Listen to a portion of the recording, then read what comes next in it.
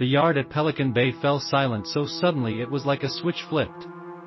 Red light spun, a whistle screamed, and two men, each the center of a rival gang, stood facing one another while every other inmate dropped to the concrete.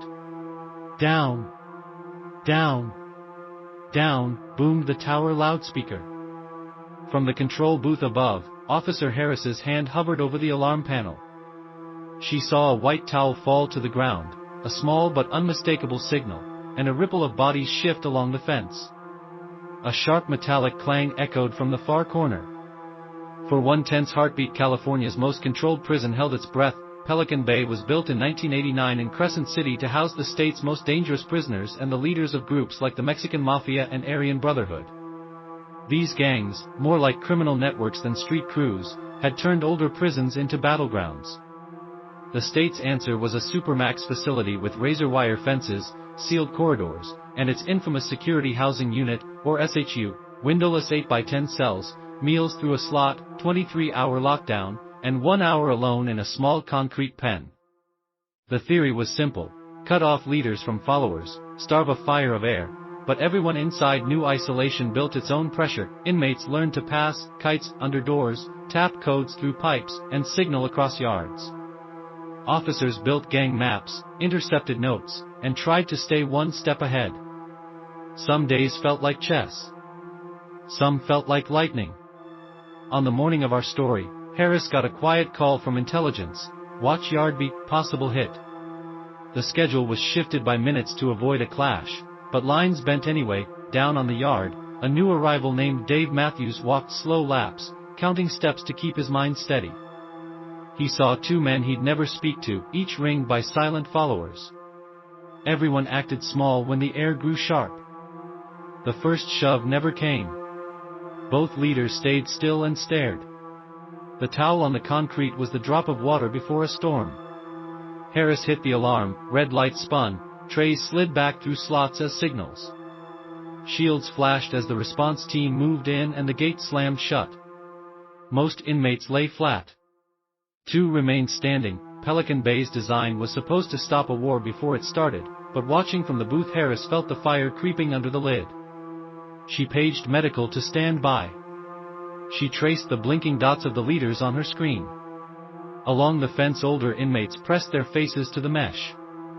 In the SHU wings, taps began echoing cell to cell. Even in isolation, news of a yard confrontation travels fast. Harris saw a third figure slide toward the far gate. She zoomed.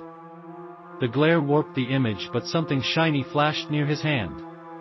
She hit the siren for 1 second. The standing leader flinched.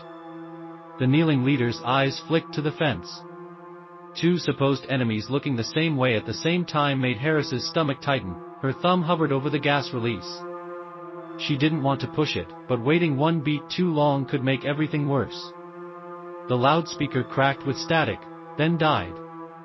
The taps in the SHU sped up like a pulse. The third man yanked hard at whatever he held. Outside, a gull cried over the wall. Inside, two storms were crossing: gang power meeting isolation, and an unknown threat at the fence. Harris drew in a breath to choose which fire to fight first, just as the perimeter siren jumped a pitch higher and the runner by the fence turned his head toward the tower with something bright in his hand. Would you like me to compress chapter 2 into the same one-page style as well? The yard looked frozen, but every heartbeat counted.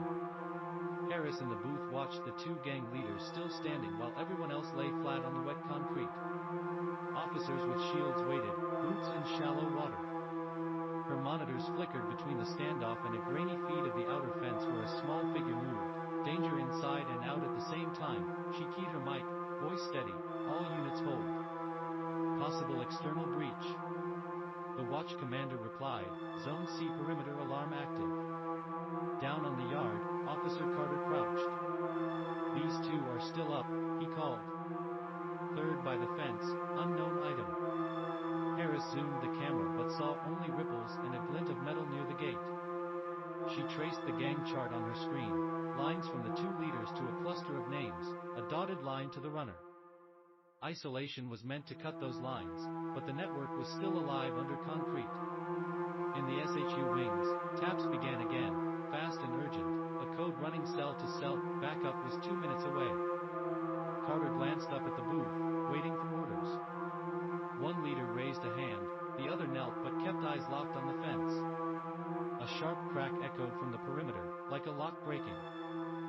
siren changed pitch.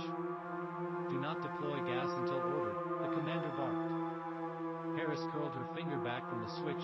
She swung the outer camera and caught a dark shape beyond the fence with something bright in its hand, then static. Around her, alarms hummed. Below, the yard waited. Above, a gull crossed the strip of sky. In the quiet between calls, Harris thought of the officers who had left and later spoke out about the mental toll, the endless readiness, the sense of living in a box full of ticking clocks. She had always believed she could manage it. Now she felt all the clocks at once. The standing leader shifted. The kneeling leader dropped his hands. The runner was gone from view. Every red light on her console blinked at once. The outer siren screamed higher. The screen showing Zone C went black. Harris gripped the mic. "All units, stand by," she began, but a metallic clang rang from inside